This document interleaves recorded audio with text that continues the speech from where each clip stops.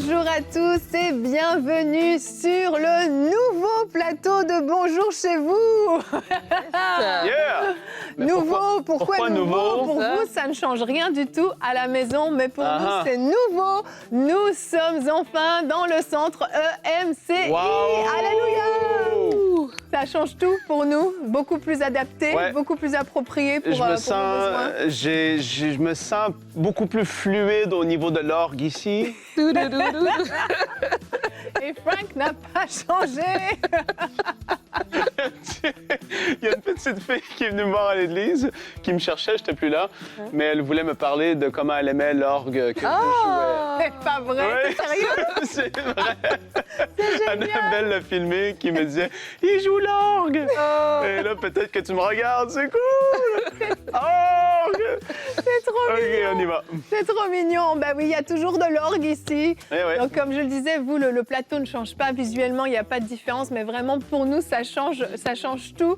On est tellement mieux installés. C'est vraiment, ça nous permet d'aller beaucoup plus loin dans la vision que Dieu nous a confiée. On n'est plus Amen. limité par des locaux trop petits, pas appropriés. L'équipe peut enfin être réunie sur place au lieu d'être dispatchée. Et vraiment, je veux prendre quelques minutes pour vous remercier Oui. tous, toute la famille des partenaires, vraiment chacun d'entre vous. Vous avez participé, vous avez donné, parfois vous avez donné vraiment plus que votre surplus. Vous avez vraiment donné ce que Dieu vous mettait sur le cœur. Vous avez été obéissants. Un grand merci à Ouais. chacun d'entre vous. On vous aime.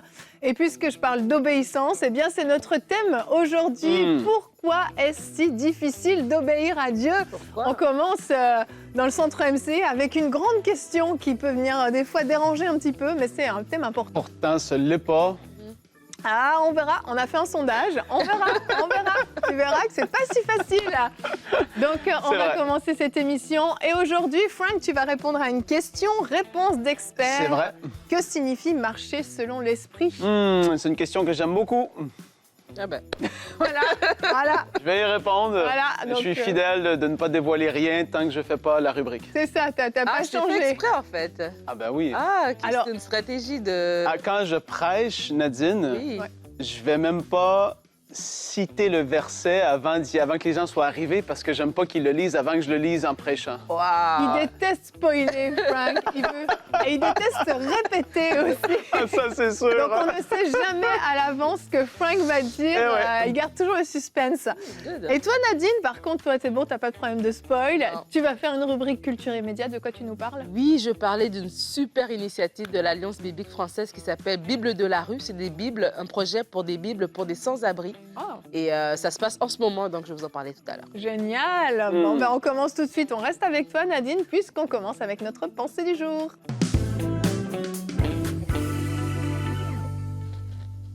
Alors aujourd'hui, on parle de l'obéissance. Pourquoi est-ce si difficile d'obéir? Et je parlais récemment avec un jeune garçon qui n'avait pas obéi à ses parents. Et je lui posais la question, mais pourquoi est-ce qu'il n'a pas obéi?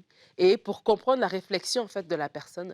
Et sa réflexion, c'était que ce qu'il lui était demandé de faire, il pensait que ce que lui voulait faire était mieux que ce que ses parents lui avaient demandé de faire.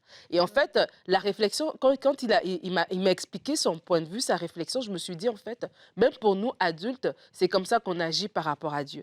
Lorsque Dieu nous demande de faire quelque chose, ou lorsque Dieu nous donne une direction dans sa parole par rapport à certains agissements, on n'obéit pas, on désobéit. Pourquoi? Parce que premièrement, on pense que ce que nous voulons est mieux que ce que Dieu nous demande de faire. Et je crois que le manque d'obéissance est un indicateur, en fait, même de nous-mêmes, de la façon dont on perçoit Dieu. Si on perçoit Dieu comme étant un Dieu qui est bon, qui est sage, qui est puissant, que sa volonté qui est pour nous est bien meilleure que notre volonté pour nous-mêmes, il sera facile pour nous d'obéir parce qu'on sait qu'on est en sécurité lorsqu'on on obéit. Mais lorsqu'on désobéit, je crois qu'avant même que ce soit une question d'autres éléments, premièrement, je crois que ça doit nous interpeller de comment est-ce qu'on voit Dieu. Et si on a confiance entièrement au Seigneur, comme on devrait l'avoir en tant qu'enfant de Dieu, mais il sera facile pour nous d'obéir. Mais vous serez d'accord avec moi que nous désobéissons au Seigneur, et des fois des grandes désobéissances, des fois des petites, mais il nous arrive à nous tous de désobéir. Et principalement, Pourquoi les raisons pour lesquelles on désobéit, il y en a plusieurs, mais je vais en relever 3 pour la pensée du jour. La première, on désobéit principalement parce que nous vivons encore dans un corps de chair qui est influencé par le péché, tout simplement. Matthieu 26 au verset 41, « Veillez et priez afin que vous ne tombiez pas dans la tentation. L'esprit est bien disposé, mais la chair est faible. » Donc, c'est pour ça qu'il faut qu'on soit des chrétiens qui prient, en fait. C'est la prière, vraiment, c'est ce lien qu'on a tout le temps avec l'Esprit de Dieu qui va nous garder aussi dans un certain couloir. La deuxième raison, c'est parce que le corps de l'homme, le cœur de l'être humain, n'est tout simplement, quand il n'est pas sous le contrôle du Saint-Esprit, est tout simplement porté vers le mal. Vraiment. Si le Saint-Esprit n'est pas aux commandes, si le Saint-Esprit n'est pas avec nous en tout temps, ben notre cœur naturel, entre guillemets, il est porté vers le mal. La Bible dit dans Galates 5 au verset 16, « Je dis donc, marchez selon l'Esprit et vous n'accomplirez pas les désirs de la chair. » Et on sait que les désirs de la chair sont tout simplement contraires aux désirs de l'esprit, sont tout simplement contraires à ce que Dieu veut que nous puissions faire. Et la troisième raison principale, c'est parce que le diable, oui, l'ennemi est là. Il y a un diable qui existe et ce diable nous tente constamment. Dans le Matthieu 4, on voit que Jésus, alors qu'il est dans le désert, ben alors que l'esprit l'amène dans le désert, pardon, il est tenté par le diable. Et c'est ce que le diable va faire. Le diable va vouloir nous tenter par des faux raisonnements, va alors nous tenter par une pensée qui va nous dire maintenant ce que Dieu te demande de faire n'est pas bon. Et comme ça, va nous amener à nous éloigner en fait de la volonté de Dieu, à nous éloigner de ses commandements, à désobéir tout simplement. Et encore, c'est pour ça qu'on revient au premier point de marcher vraiment dans la prière et de marcher selon l'esprit. Ça va nous aider. Alors, si vous rendez compte que vous désobéissez des fois de façon systématique, donc de façon constante, ça veut dire que c'est une question de vraiment vous asseoir et voir votre regard par rapport à Dieu. Et si vous désobéissez, des fois vous dites « je marchais bien, mais là je suis tombé, je ne comprends pas », ben, c'est question de marcher plus par l'Esprit, de veiller, de prier, de vous remplir plus du Saint-Esprit, de vraiment grandir dans cet aspect-là pour pouvoir tenir ferme, parce que la désobéissance nous sort de notre couloir, la désobéissance nous met en danger, la désobéissance nous amène dans le camp de l'ennemi, dans le camp de la défaite, mais lorsqu'on marche dans l'obéissance, Dieu est avec nous et la victoire est de notre côté. Amen. Merci Nadine. Tu parles de choses importantes et souvent on dit que notre plus grand ennemi, oui, c'est le diable. Et puis c'est ce que la Bible dit, c'est biblique, c'est vrai. Mais on oublie qu'on a un autre ennemi et un ennemi de taille, la chair. Cette chair est terrible. Et j'aimerais qu'on regarde tout de suite notre pensée du jour. Aujourd'hui, c'est dans Galates chapitre 5 au verset 17. En effet, la nature humaine a des désirs contraires à ceux de l'esprit. Et l'esprit a des désirs contraires à ceux de la nature humaine. Ils sont opposés entre eux. Quand on parle de nos désirs humains, c'est la chair en fait. C'est juste une autre façon de le dire. Et on a un combat en nous-mêmes perpétuel en fait. La chair veut quelque chose, l'esprit veut autre chose. Et je pense que oui, l'une des raisons premières pour lesquelles on désobéit dans la vie, dans le quotidien, c'est qu'on est à l'écoute de notre chair. Notre chair n'a pas envie d'aller prier, notre chair parfois n'a pas envie d'aller à l'église, notre chair n'a pas envie de témoigner, notre chair n'a pas envie de faire ce qui est bon, notre chair n'a pas envie de jeûner, puis la liste est très très longue et forcément, on se retrouve régulièrement à marcher dans la désobéissance. Oui, la désobéissance, comment je peux dire? C'est sûr que c'est pas bien de désobéir. On se comprend là-dessus. On est d'accord. Mais quand tu l'as fait, c'est souvent là que tu réalises, comme le petit gars que tu nous as parlé au début, tu dis « Ah, ben mes parents ont plus d'expérience, ils savent pourquoi ils m'ont dit de ne pas faire ça. Ouais. » Et ça revient tellement, c'est tellement élémentaire et de base que quand que tu saisis que Dieu est bon, qu'il veut de bonnes choses pour toi, et que les choses qu'il a mises dans sa parole, les choses qui sont écrites, c'est pas pour te priver, mais pour te protéger, ça fait tout son sens. Et Dieu ne se trompe pas dans ce qu'il nous dit, dans ce qu'il nous conseille. Après ça, bien, évidemment, la désobéissance, comment je peux le dire? Il y a différents niveaux. Et des fois, il y a ce que dit la Bible. Il y a vraiment comment on est appelé à marcher. Tout le monde, ça, c'est général. Les enfants de Dieu sont tous appelés à vivre d'un certain standard. Mais après ça, tu as des choses que Dieu va te demander toi-même spécifiquement. Et là, il faut faire un peu la part des choses. Il faut apprendre à discerner sa voix et tout ça. Mais le fait de de parfois te dire « Ah, j'ai raté, j'ai manqué ». Je parlais il n'y a pas si longtemps à l'église, un dimanche matin, je disais que la première fois où j'avais senti une parole vraiment prophétique à donner à l'église, le don du Saint-Esprit qui se manifestait en moi, et là, je sentais que je devais la donner, j'en tremblais quasiment. C'était là, ça voulait sortir et j'avais retenu. Et là, ça l'a pris vraiment quelques secondes. L'invité qui était là ce dimanche matin-là, assis au devant de l'église, a élevé la voix, a donné le même message que moi. La même chose. Et là, je m'étais dit, ah non! Et là, j'étais déçu. Mais tu vois, malgré pas la désobéissance, mais le fait que j'ai raté, si on veut, je me suis dit, ah, mais j'ai entendu la voix de Dieu, j'ai saisi que c'était lui qui me parlait, j'ai compris quelque chose. Donc, il ne faut pas s'écraser aujourd'hui. Mais de se dire, OK, je comprends maintenant que Dieu, il veut me protéger.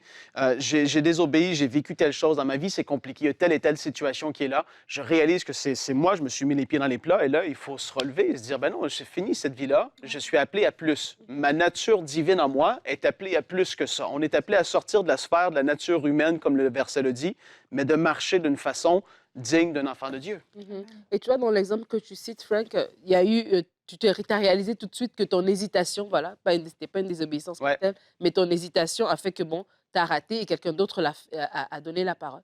Et je crois que quand on parle de désobéissance, pour plusieurs personnes, c'est de réaliser aussi l'impact de notre désobéissance. Tu as dit qu'il y a des choses qui sont standards pour tout enfant de Dieu et il y a des instructions qui sont personnelles à nous. Et des fois, le Seigneur nous demande quelque chose parce que c'est rattaché au plan qu'il a pour nous, c'est rattaché à des choses qu'il veut que nous puissions faire. Jonas, par exemple. Voilà, et lorsque nous désobéissons, vraiment, il y a un impact. Même dans notre propre vie, on passe à côté des choses qu'il voulait qu'il puisse faire pour nous. Donc, du coup, quand on réalise cela, on ne minimise plus la désobéissance, en fait. On se pratique même. Tu sais, comme tu dis, par rapport à la parole, ben, la prochaine fois que tu auras quelque chose, même si c'est juste un petit « Ah, je vais la dire tout de suite parce que Dieu peut parler. » Donc, du coup, même moi-même, en tant qu'enfant de Dieu, je dois maintenant pratiquer l'obéissance. Donc, pratiquer l'obéissance, même dans des petites choses. Même si je suis au marché et puis là, je sens que je dois témoigner à quelqu'un, je vais pratiquer l'obéissance en le faisant tout de suite. Donc, du coup, quand Dieu me dira « Quitte ton pays, ta patrie, la maison de ton père », ce serait facile pour moi. Parce que des fois, on pense qu'on doit qu'obéir dans des grandes choses comme ça,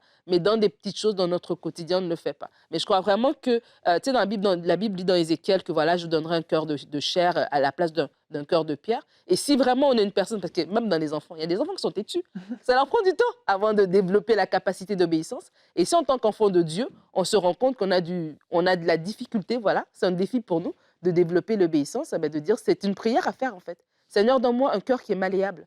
Donne-moi un cœur qui est sensible à ta voix. Donne-moi vraiment de transcender, de dépasser en fait mon raisonnement et vraiment d'avoir un cœur qui a soif de ta parole, qui a soif d'être obéissant. Et vraiment, le Seigneur aussi peut nous donner cette capacité-là et on va se retrouver comme ça. On était peut-être une personne qui était rigide et puis la saison d'après, on est une personne qui a été transformée et qui obéit facilement. Exact.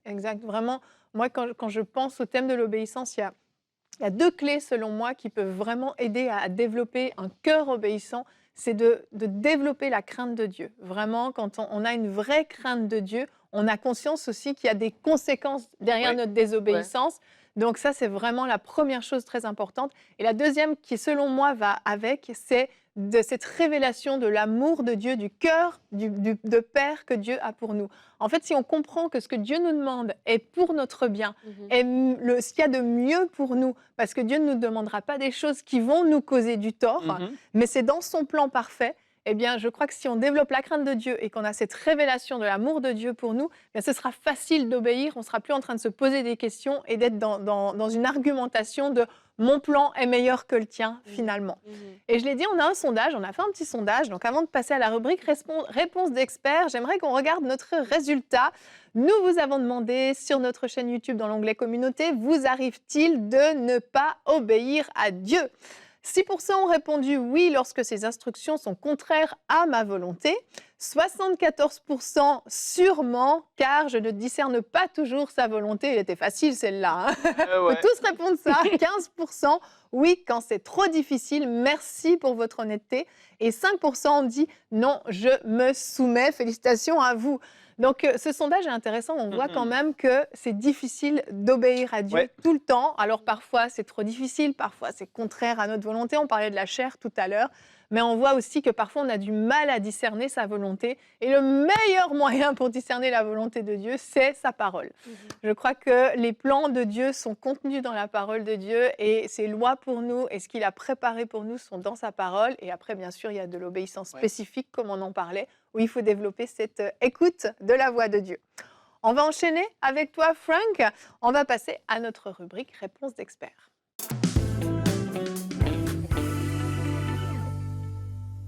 Donc, qu'est-ce qui est tellement intéressant de pouvoir discuter avec vous aujourd'hui par rapport à marcher par l'Esprit? C'est que c'est la nouvelle naissance qui nous donne cette capacité. C'est le fait qu'une personne naît de nouveau, lorsque le Saint-Esprit vient habiter en nous, c'est le plus grand des mystères. Même Paul était, wow, le mystère de Christ en nous. Le Saint-Esprit, Dieu lui-même qui habite dans notre esprit, qui nous donne cette capacité de pouvoir marcher par l'Esprit. C'est extraordinaire. Et donc là, toute personne qui est réellement née de nouveau, les personnes qui ont accepté Jésus dans leur vie, ont cette capacité, ce privilège de pouvoir être conduits et marcher par l'Esprit. Donc, dans Galates 5 et le verset 16 et 17, justement, ça tourne sur le verset du jour aussi qu'on a lu tout à l'heure. Moi, je vais lire la version un peu plus classique. La parole dit « Je dis donc, marchez selon l'Esprit, et vous n'accomplirez pas les désirs de la chair, la nature humaine. » Mais j'aimais beaucoup cette version de nature humaine. Car la chair ou la nature humaine a des désirs contraires à ceux de l'esprit et l'esprit en a des contraires à ceux de la chair. Ils sont opposés entre eux afin que vous ne fassiez point ce que vous voudriez.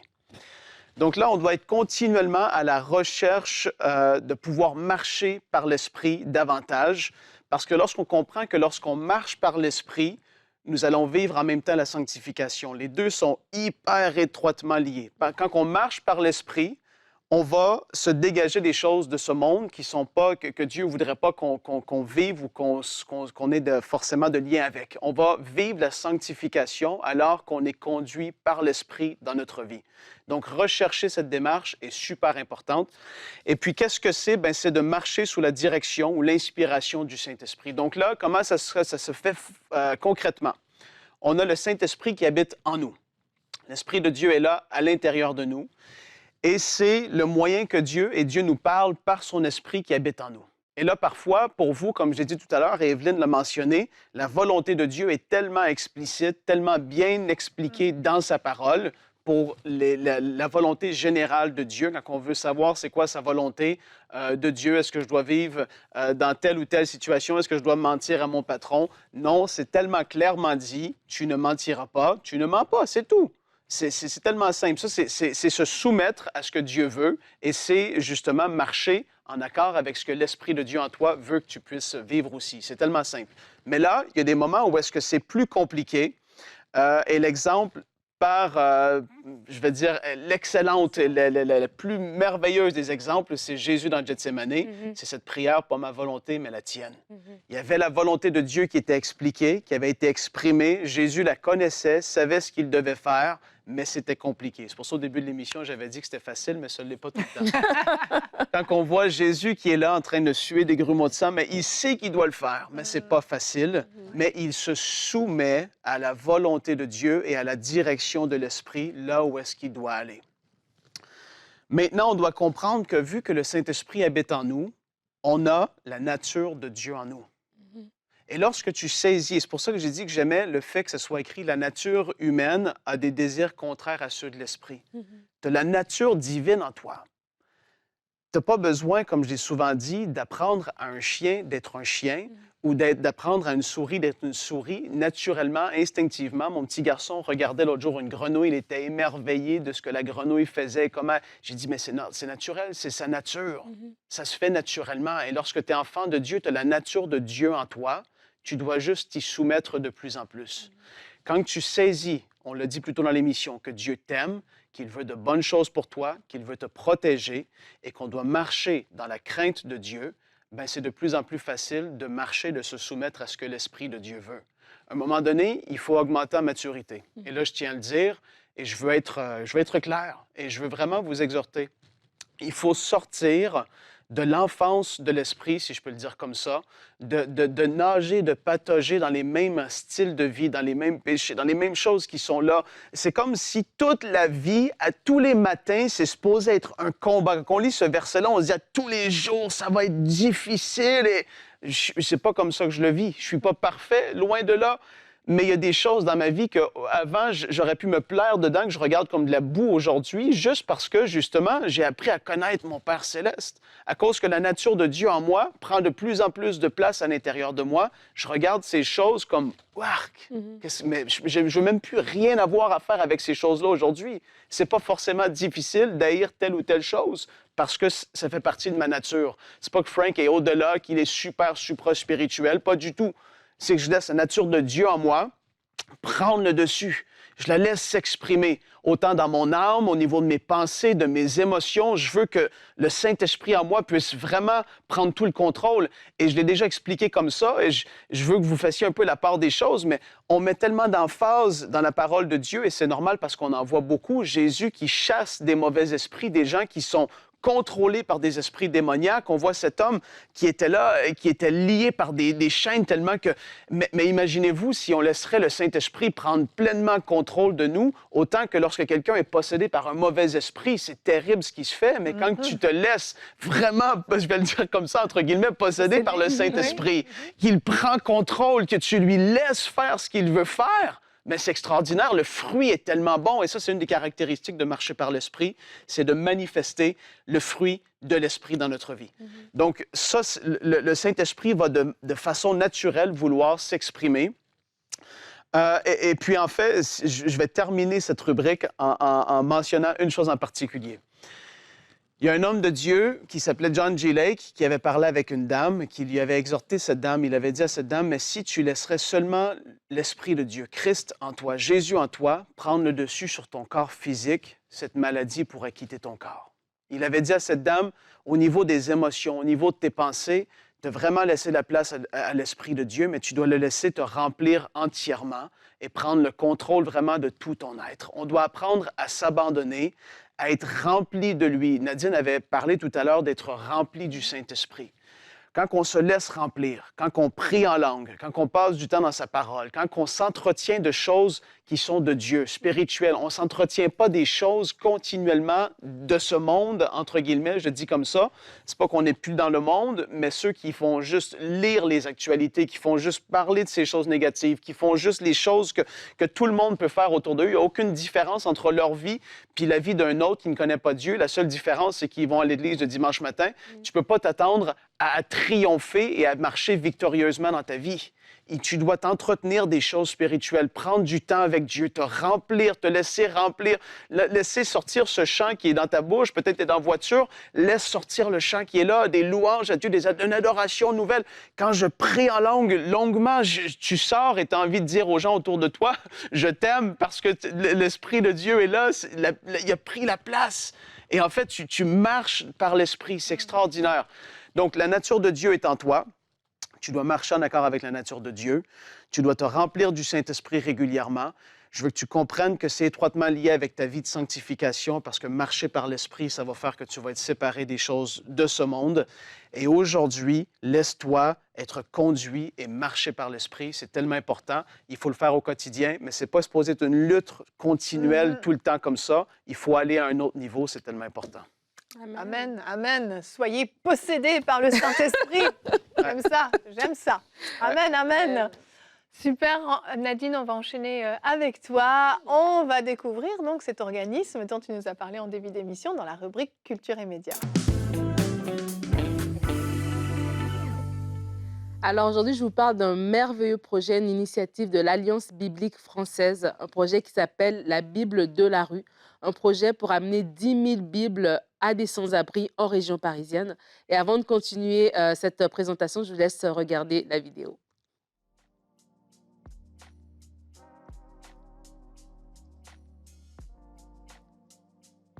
La Bible, tu vois, c'est le lieu où toi et moi, on peut habiter ensemble. C'est un espace où ceux qui ont un toit et ceux qui n'ont pas de toit peuvent demeurer.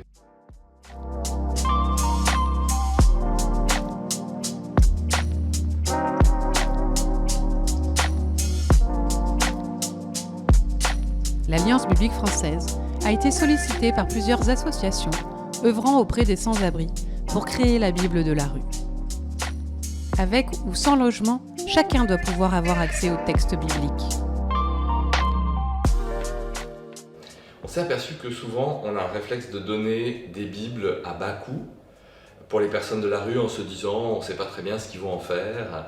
Et ces Bibles, en fait, ne sont pas forcément de très bonne qualité. Et passé la première pluie, elles deviennent des grosses éponges qui sont parfaitement ingérables. D'où l'intuition de se dire on va faire une belle Bible. Une Bible qui soit comme un trésor, qui soit quelque chose de précieux, qui honore la personne qui est sans abri.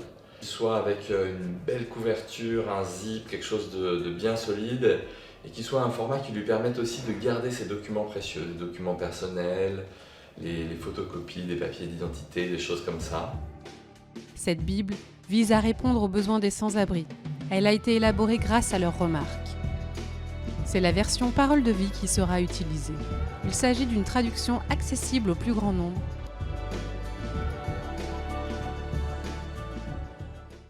C'est super. C'est vraiment extraordinaire. Je Vraiment. parlais avec Nicolas Fouquet, qui est le responsable un peu de ce projet. Et en fait, c'est qu'il y avait un travail en amont qui a déjà été fait auprès des associations. Donc, ce n'est pas qu'on donne des Bibles à des personnes qui n'en veulent pas. C'est des associations chrétiennes qui ont déjà travaillé sur le terrain, qui ont ciblé des personnes sans abri, qui veulent avoir accès à la parole de Dieu. Et vraiment, comme il a été dit dans la vidéo, c'est une Bible de qualité. C'est pas juste voilà, une Bible, parce que comme la personne est sans abri, voilà, il faut que la Bible quand même soit dans un papier quand même d'une bonne qualité pour résister voilà, aux intempéries. Donc du coup, la Bible, elle est dans une pochette. Et à l'intérieur de la pochette, il y a un côté où c'est la Bible. Et de l'autre côté, il y a comme des petits... voilà, un rangement pour que la personne mette aussi ses papiers importants, etc. à l'intérieur. Donc, c'est vraiment une qualité. Et en fait, pour eux, c'était important de donner un produit de qualité parce que, comme il a dit, c'est aussi une marque, c'est une façon aussi de montrer à la personne qu'on la respecte, tu vois, sa valeur, de donner vraiment quelque chose qui vient, c'est un beau message de dignité, en fait, lorsque tu donnes quelque chose de beau, parce que des fois, à des sans-abri, on va donner de la seconde main, on va donner des choses qui sont déjà usées, mais vraiment, en faisant ça aussi, même pour la personne aussi qui reçoit ça, elle se sent aussi valorisée et considérée. Donc, c'est un super beau projet, et donc vraiment, comme j'ai dit tout à l'heure, c'est 10 000 Bibles en région parisienne et tout, mais il m'a dit que s'il y a des associations chrétiennes, donc si vous êtes une association chrétienne en dehors de Paris, même en Afrique, en Amérique, peu importe, vous pouvez aussi les contacter et voir comment travailler en partenariat pour aussi amener ce projet chez vous, dans votre région, parce que c'est vraiment un beau projet et c'est en cours en ce moment. Donc, si vous voulez avoir plus d'infos sur le site, il y a aussi une vidéo d'un monsieur qui était un ancien sans-abri et qui parle aussi de comment il est venu au Seigneur. Donc, vous voyez que c'est vraiment, il y a une portée puissante derrière ce geste de donner cette Bible. Donc, allez sur le site de l'Alliance biblique française, Bible de la rue, et vous aurez plus d'informations par rapport à cette belle initiative. Merci Nadine pour cette belle découverte. Tu as toujours des belles choses que tu nous sors de ton chapeau. Comment fais-tu, Nadine? Je te raconte. Elle a des antennes partout. Je ne veux pas spoiler. C'est tes contacts. Elle a des contacts. En tout cas, c'est toujours des très, très belles découvertes. Merci beaucoup à tous ceux qui s'impliquent dans des organismes chrétiens pour répandre vraiment la bonne nouvelle de l'Évangile. Que Dieu vous fortifie dans tout ce que vous accomplissez. Et je vous encourage bien sûr à marcher dans l'obéissance, comme on l'a dit tout au long de cette émission. Et nous, on va se retrouver demain. On sera toujours ici au Centre MCI. Jésus te dit « Donne-moi tout ton cœur ». Ce sera le thème qu'on va aborder demain. Et Nadine, tu seras avec nous. Tu vas faire une rubrique couple et relations. Apprendre à se donner entièrement l'un à l'autre. Wouhou. Ça peut dire beaucoup de choses. Hein. On verra ce qu'elle va nous dire demain. Merci à tous d'avoir été avec nous. Et je vous souhaite une bonne journée, une bonne soirée, une bonne nuit, peu importe à quelle heure vous nous suivez. Soyez bénis et bonjour chez vous.